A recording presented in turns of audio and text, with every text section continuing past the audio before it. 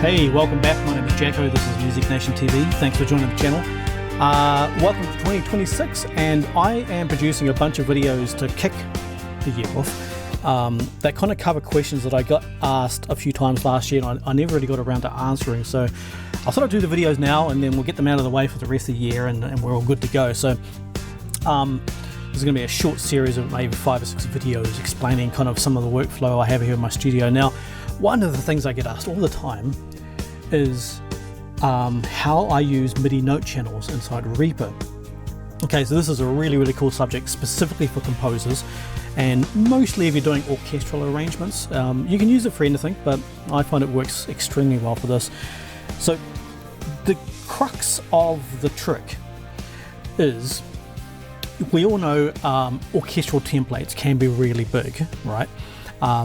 Ordinarily you'll have a sample library of, say, a string section or something like that, or like a full orchestra library, and ordinarily in a traditional orchestral template you'll have each of the instruments or the core instruments listed, and then underneath them will be a listing of all their articulations. So for instance, you'll have in the string section you'll have violin 1, and then underneath violin 1 then you'll have legato, then you'll have longs, you'll have shorts, you'll have staccato, staccatissimo, trills, tremolo, pizzicato, etc., all the way down the list. So the violin 1 track could have 6, 8, 10, 12 articulations, maybe upwards of 30. You know, like some of the Spitfire audio stuff has a massive amount of articulations, right? So if you're nuts and you want to have all these articulations in your template waiting to go one day, yeah, one track could have anywhere up to 30 extra tracks underneath it, and that's just the violin 1s, and you've got violin 2s,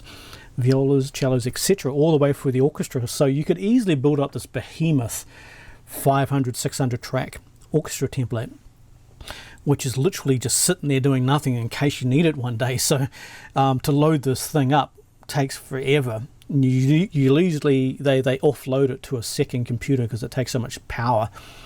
There's ways around it by disabling the tracks and stuff within the door, but either way it's still it's a massive thing to kind of contemplate. So even if you just wanted to write one note, just a single long note on a violin, you'd have to load up this entire orchestra template just to get that note. So they're bears to work with, and they're just a nightmare.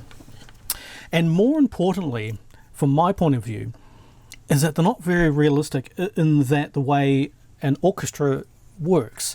So it's unreasonable to think that the way they have them set up, so I said we have violins, say violin 1s, and then underneath violin 1s you have each of the articulations, right? Each of them on a separate track. So effectively its own recording. So then you could adjust the volumes and all that kind of stuff of each individual articulation, right? So there could be upwards of 30, let's say. That's not how it works in the real life. In a recording studio, they don't just have the violin player comes in and does, a pizzicato pluck, and then that's it. And then he goes to another studio and then does a tremolo, and then goes to the next room and does, his longs or whatever. It's not how it works. He or she's in one studio and he plays the whole lot. And it's not just one player. The violin 1 section could have 16, 18, 20 players all there at once, all playing that same articulation in the same studio all together. And they don't individually mix it. They do kind of individually mic it, but it's not really for a mixing thing, because the players actually, they use these mixing desks on the side of their heads, right? They listen to each other with their ears, and they self-balance.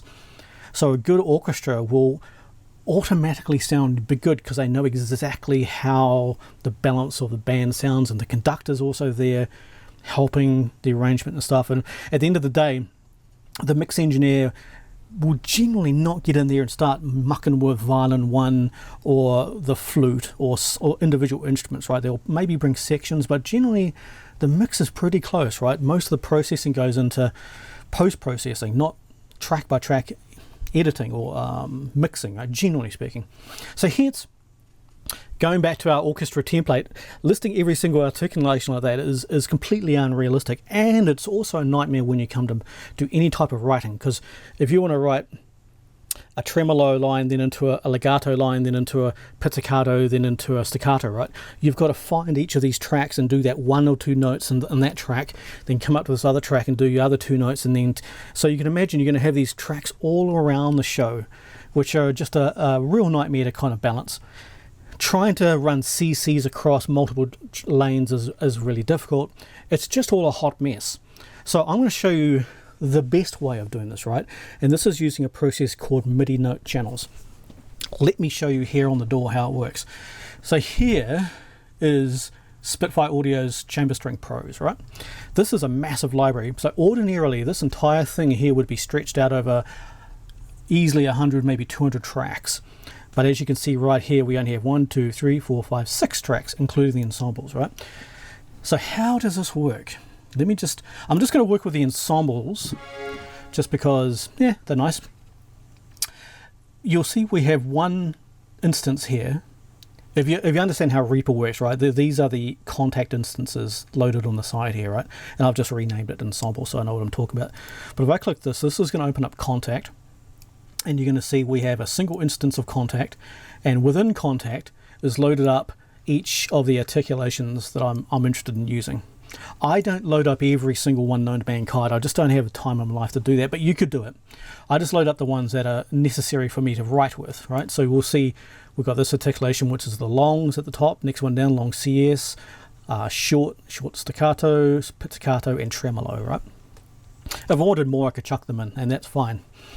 So far, so good. I think guys who use key switching will know where I'm going so far. You're like, oh, this is what we do for key switching. And yes, so far this is how you do it in key switching. The difference is here, you will notice that the MIDI channel is unique, right? So the first track here, the longs, is MIDI channel 1. Next one down, long CS, is MIDI channel 2. Spiccato is channel 3, right, etc., etc. So every single articulation has its own MIDI channel down to 16 in total. If you need more than 16 articulations, well, you need to run a second instance, right? But so we have 6 individual MIDI control tracks. So now on my keyboard here, which is a fantastic Yamaha Montage, I'm sure any MIDI keyboard can do this. I know it can. You can send MIDI channels from your keyboard, right? So I'm going to send MIDI channel 1, and you'll see on the instrument there, MIDI channel 1, the longs, happily playing. If I change it to MIDI channel 2, we'll get the long CS. Right, channel 3, spiccato. Alright, so that's anyway up to like in 16 channels straight here. In fact, I have subgroups on this too, but keep it simple. We've got 16 individual MIDI channels from the keyboard under this. So what I'm going to do here, am I? Yes, I am. Yes, I'm just going to write a little track to demonstrate how I use this daily. Okay, so something in D minor will do. Do we have a click? Yes, we have a click. Here we go.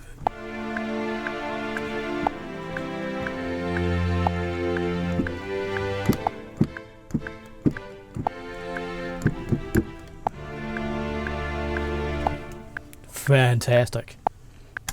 That will do. Okay, so let's open up this. And here is our fantastic little arrangement that I've just played. I'll just play that back.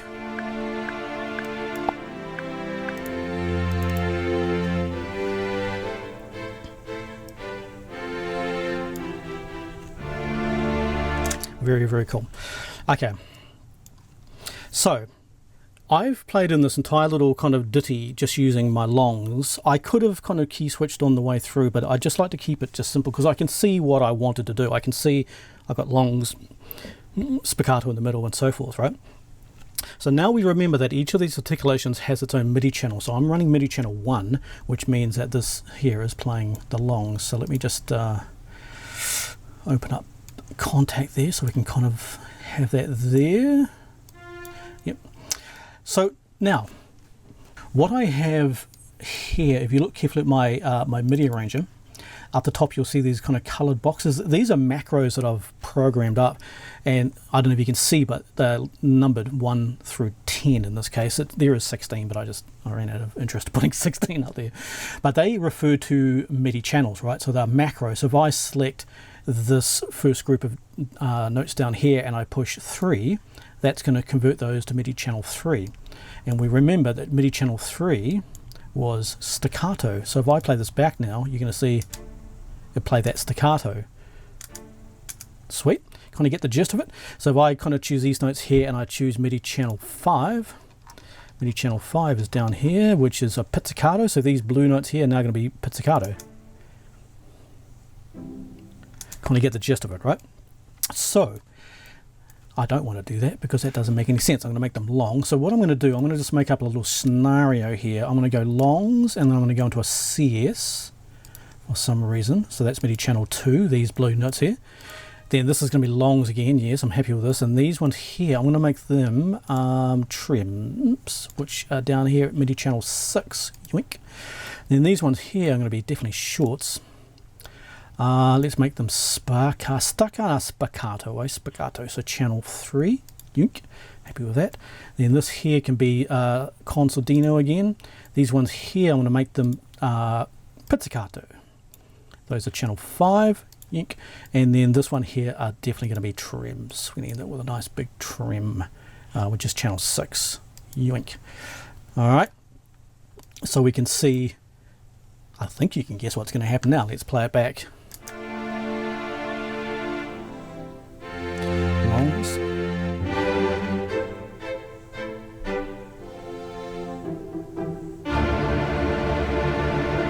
Fantastic, right? So there we go. So we can see in one track, right? This is only one track, not multiple kind of instances. We've got the entire orchestra playing 6 variations of an articulation all in one thing. So I can see exactly what's going on with the band, and I can make kind of much better judgment calls. So for instance, these longs in this sordino, these first 2 notes here. Okay, now is that realistic for it to kind of happen like that? I would say possibly not. So I'm going to change my dynamic control down. This little section down the bottom is where you add CC curves inside Reaper. So I'm going to kind of put a CC curve in here, which I think would make a bit more sense. So like I would say the players will hit pretty hard and then kind of roll off into the sordino. So I'd say they're probably going to play something like that, right? Okay, I'll make it a bit smoother than that. Come here, you. I think my thing has gone flat. Let's make it a bit smoother than that. Something like that, and then out. Cool. And that kind of works. Did you hear? Now, instead of this kind of note, we've got this nice curve because I'm bringing in this sordino. So let me just also extend these out so they're legato. In fact, I do have a button that does that for me. That's fine. So it's going to now be a lot more legato. All right. Now this sordino note cut off here. Is that realistic? Yeah, they could certainly do it, but I would want them to be a bit more smooth than that. So I'm going to extend that out. And then now these notes here are on a different... The MIDI channel 1, as we remember, which is the longs, you'll see it's the red note. So anything that's red is MIDI channel 1. So these CC curves being red, that means it's MIDI channel 1, right? I want to work with this MIDI channel here, the sordinos, which were MIDI channel 2. Yes, they were. So how do I do that? Down the very bottom corner, hidden in the MIDI editor, is these 2 little buttons here, right? The first one's showing you the track that I'm working on, the ensembles. The second one is showing you the channel. So currently I'm working all channels. What I actually want to work on is actually MIDI channel 2. So I'm going to click this and change it to MIDI channel 2. And you're going to see every channel that has a note on it is a little dot beside it.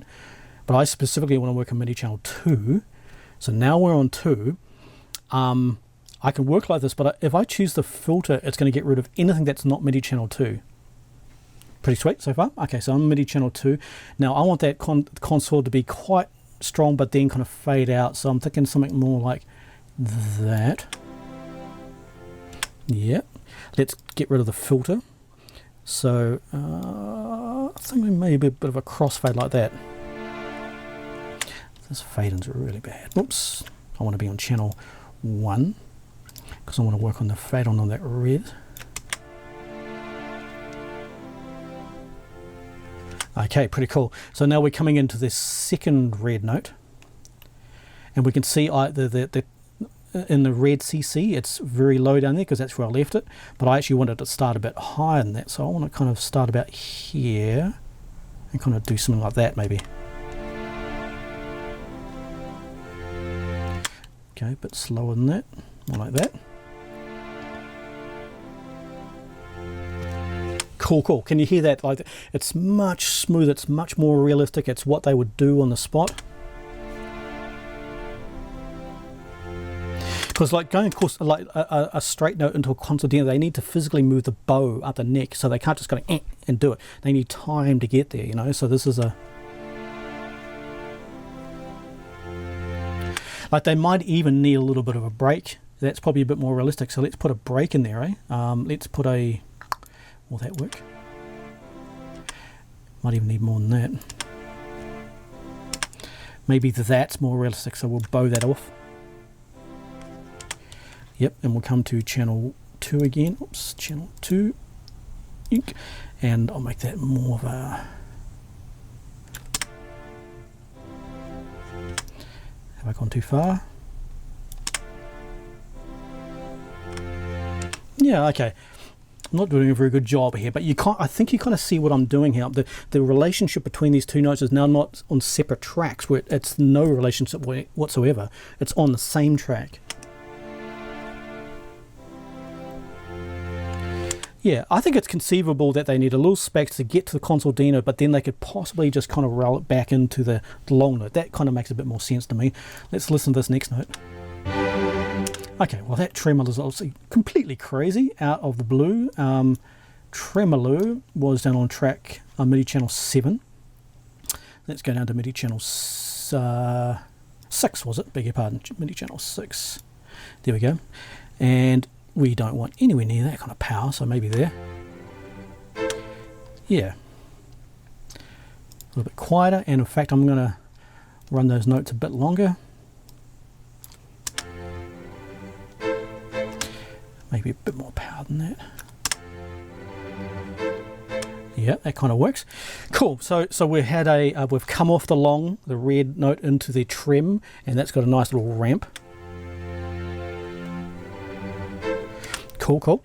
So is it conceivable that they're going to go and then donk into a staccato like that? Probably not. So that first staccato. Now staccato short notes are all done using velocity. So let's come to the velocity channels here. This first notes here, I'm certainly going to bring them down in velocity, because I don't think they would hit anywhere near. Oops. All channels. Come here. Select them all. Not you. Okay, so your first hit can come down quite low.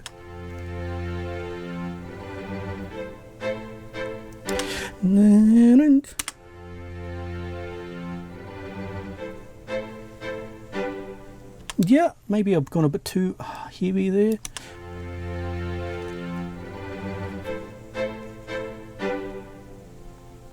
Okay, cool. And this concertina, which was channel 3.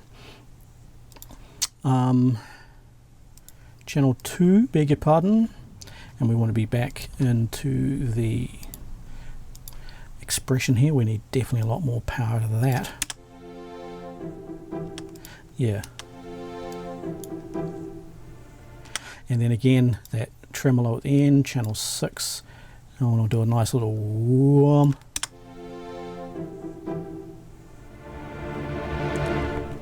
Kind of thing. So let's have another look. Could we come out of concertina into 3 plucks like that, pizzicato style? That's a big ask. That's a very big ask. I don't think they could do that. I'm going to bring back this concertina a few ticks to give them a break. That's more realistic, right? Yeah. Okay, so now listen back to this whole piece now. It's way more, it's not, I mean, I should do a lot more than this, but you know, see what I'm getting with it. It's getting way more realistic now.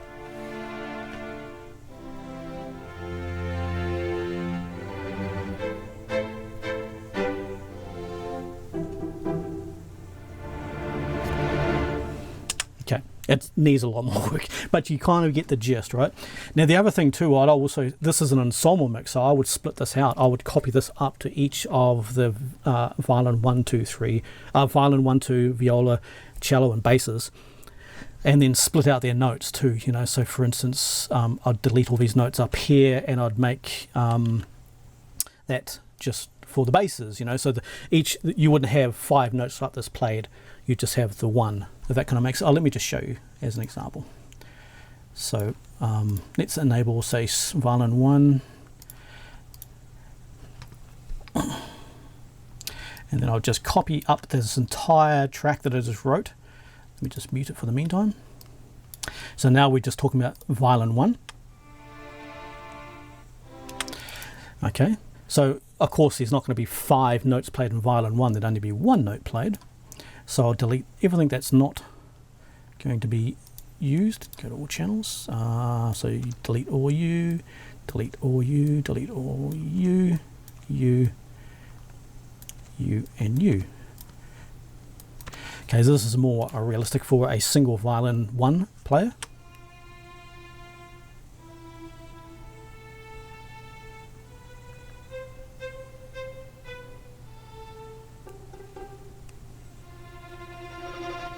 Okay, so when you break these out into individual tracks, you'll find there's way more nuance in the way that they interact with each other. I was working with the ensembles, right? So it's a lot easier.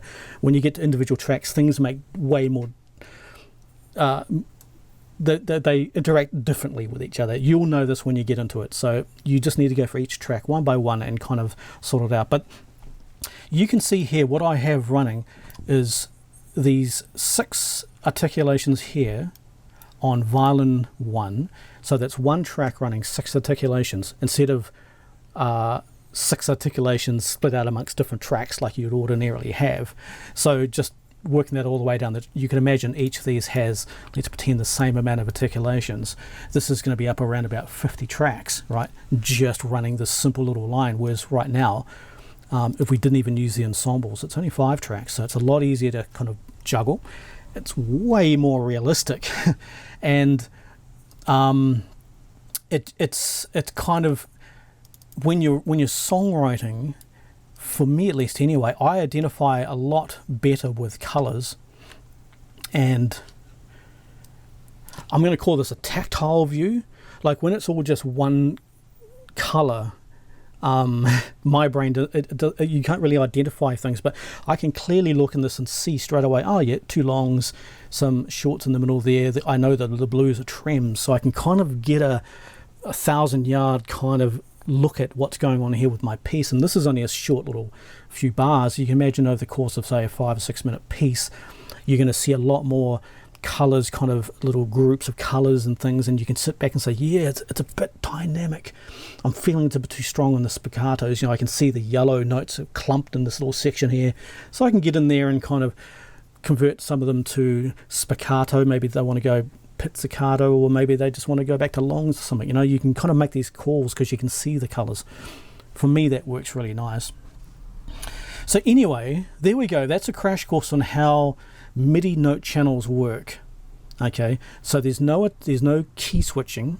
Key switchings are a nightmare, right? Like a key switch works by, instead of using MIDI notes like this, you have little key switches which are built into your track, which are kind of, let's pretend they're down here, right? So each one of these notes, when the marker passes it, it triggers Kontakt to play a specific articulation, right? So this will be one articulation. When it gets to this one, it'll be the next, and the next, and next, and so forth, right? They're a pain because you need to align them kind of slightly before the note all the time, but if you move them, you're screwed. If you transpose, you're screwed. If you move your track, you're screwed. If you delete them, you know, they're just a nightmare.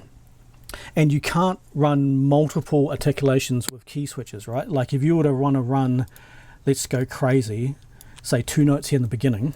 Let me just delete these. 2 notes, right? But I want this one note here to be a tremolo,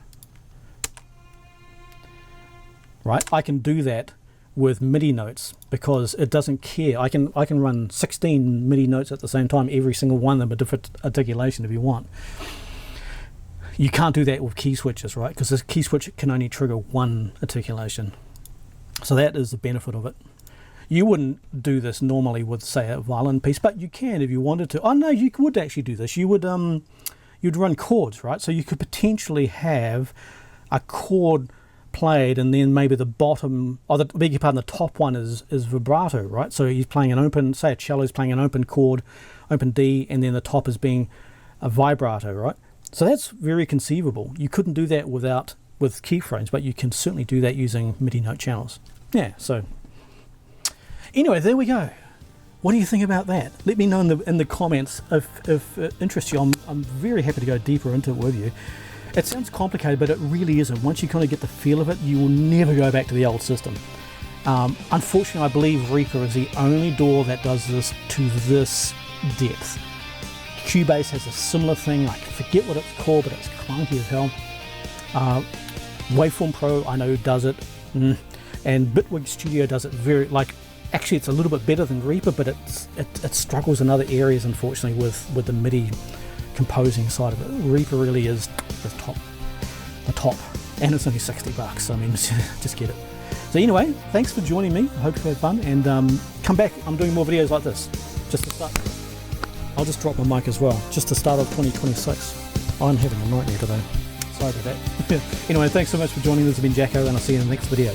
Bye.